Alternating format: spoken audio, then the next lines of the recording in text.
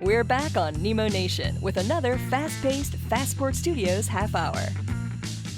A couple of years ago, literally, I think it was November of 2023, Professor Shannon Roberts from the University of Massachusetts Amherst was on the program with us to talk about a new idea that they were putting together to kind of see what truck drivers, professional truck drivers, and the new world of automation, how are they going to mash up and how are they going to work together? And a couple of years later, they are ready to roll with an incredible program that I'm really excited about. It's called Photovoice. It's a study where you as a professional driver would on the phone, talk. Well, you know what? You don't want me to tell you about it. There you go. You want Professor Laurel Smith-Doerr, professor of sociology at the University of Massachusetts, to tell us about that. Good morning, Dr. Doerr. And sorry, I kind of got off the road without you there. Welcome. Thank you so much. Thanks for having me on the show. I really appreciate it. Well, I got to tell you something, and I'm going to turn it over to you and give you do the whole thing. But here's the deal. Back in 1971, I got into the trucking radio world, and I really soon realized who the folks were behind the wheel. We have had a great relationship through the years, through the decades, and I can tell you, they can talk. They've got stories, and they love to take pictures, and some of the photos that they take are fascinating. And that kind of lays a little foundation that I'm going to ask you to kind of fill in here.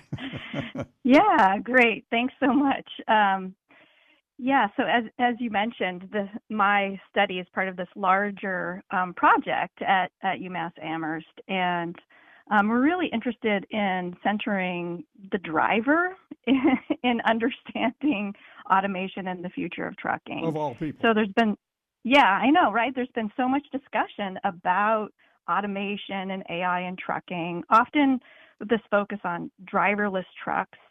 And it's so interesting to me that the people who are doing that talking, whether they think automation is, the best thing or the worst thing, often they're, talking about automation as something that's just inevitable, like it's going to come, there are going to be driverless trucks.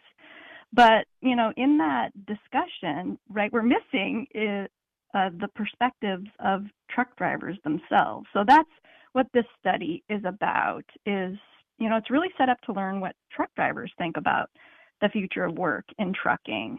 And as you said, thanks for, giving a preview. The method that we use is called Photovoice. And it's really about hearing drivers' stories about technology, their work, and automation alongside of the photographs that they take. So the first thing I want to say, Dave, is that I want to say a big thank you to all the drivers who have participated in the study so far. We've really learned a lot about their insights, including skepticism about whether that level of automation with driverless trucks is actually possible in the near future. And so, what we're hearing and seeing from their pictures is that the trucking system is really complex. And there's concern expressed about automation without drivers on board that involves public roads, right? So it's been really interesting to sort of see the pictures and hear the stories. And it seems like drivers sort of have this sense of responsibility that their work involves maintaining public safety with trucks on the road. Oh, yeah, no question. Yeah. And, there's also a lot of variety in the stories that we hear too. So we've been talking with newer and more experienced drivers, unionized drivers, women drivers, hazardous materials drivers, owner-operators, and everybody brings something different to the table. So I feel like I still have a lot to learn and need to talk to more truck drivers from across the country because we really need to know what you all have to tell us about the future of trucking. I would also, by the way, Jimmy Mack here, I would also, Professor, just ask you guys, take a moment. We'll actually post it later on. We do a segment every Monday at 7:30 in the center called Breaker Back Talk, where our associate producer comes on and reads the comments of all the drivers out there about both our content but also their experiences on the road. We've been talking all morning for the last hour about the ODOT, Ohio Department of Transportation, actually issued another warning to motorists to stop stopping in the middle of intersections in order to get over by a lane. And there is a really, could have been awful story about a watermelon truck that could have caused an absolute disaster if the driver hadn't been paying attention. One of the things that we have on a regular basis here is that there's a lot of drivers who say, yeah, of course, you can go to automated vehicles, provided the four-wheelers actually, join the system as well, too. And I think a lot of the drivers feel like that until we get human beings, particularly soccer moms, in a situation with, and I'm not picking on soccer moms, but here's the thing, soccer moms aren't the bad guys. A lot of the truck drivers will tell you they love their soccer moms. They know they have precious cargo. What the problem is everybody else out there, and as you pointed out so beautifully, a lot of our friends out there feel responsible for public safety. I mean, Dave and I could tell you stories, and our listeners could as well. And we're going to, by the way, give them, before we go any further, tell them where they can go to participate, because we have a lot of people commenting right now on our, on our chat room. Where can they go? Great. Yes. So yes, your listeners can help.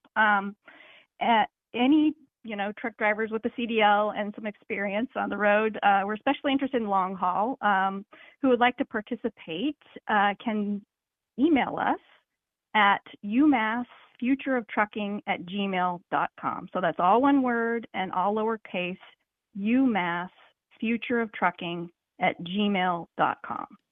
And so if you email us, we'll send you a link. I think you may even have a link somewhere, Dave and Jimmy Mack, where we have a short intake survey, and we'll ask truck drivers who are responding about their background, how long they've had their CDL. It's just very short.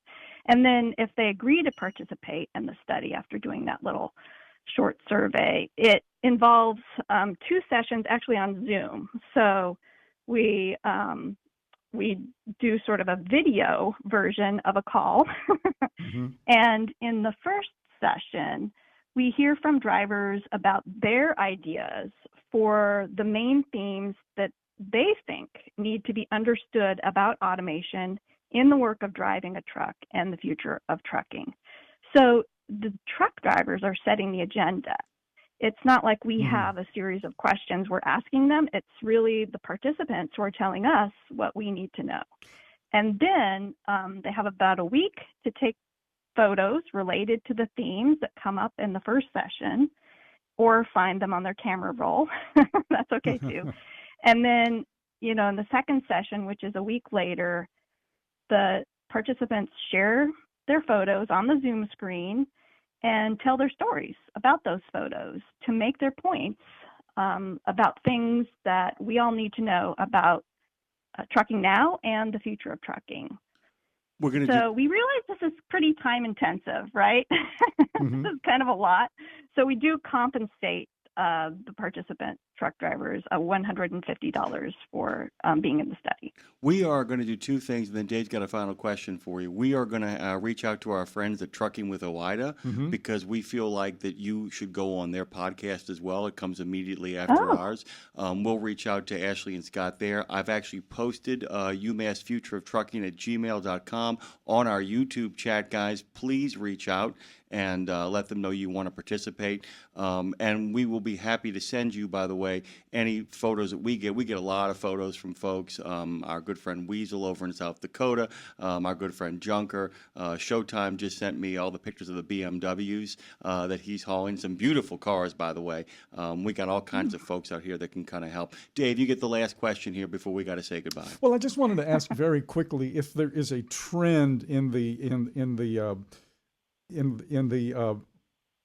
reception of the automation to the degree that we have it now. Are drivers more just against it, or are they looking for ways to incorporate it? Yeah, you know what I love about talking to truck drivers with their photos is that they are, um, careful thinkers about automation. So they tell us what they like about automation and they tell us what they don't like about automation now and use that to really make a case almost for like, here's why they don't think automation will work if it's driverless.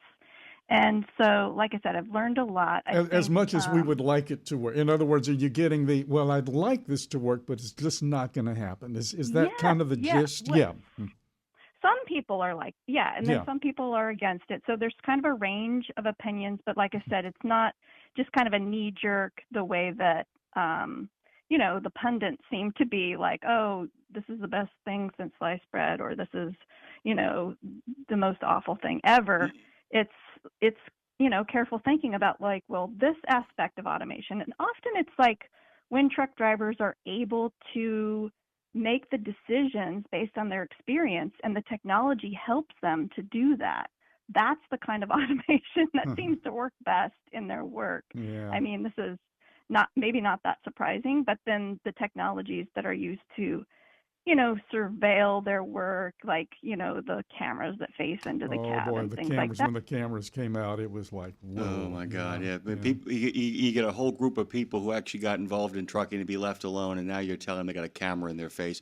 Laurel Smith-Doerr is a professor of sociology at the University of Massachusetts Amherst. By the way, in case you guys haven't figured it out, she studies the organization of science and technology in order to understand how knowledge production can serve people more broadly. I actually get all of that. Thank you. Oh, good. Thank you, Professor Smith-Doerr. It is a pleasure having you on. We're going to get you on a whole bunch of other stuff. This is an important project. Thank you so much. Say Thank hi you to so Professor much. Roberts for me, too, if you would. I will do that. Yes, I will say hi to her. Thanks.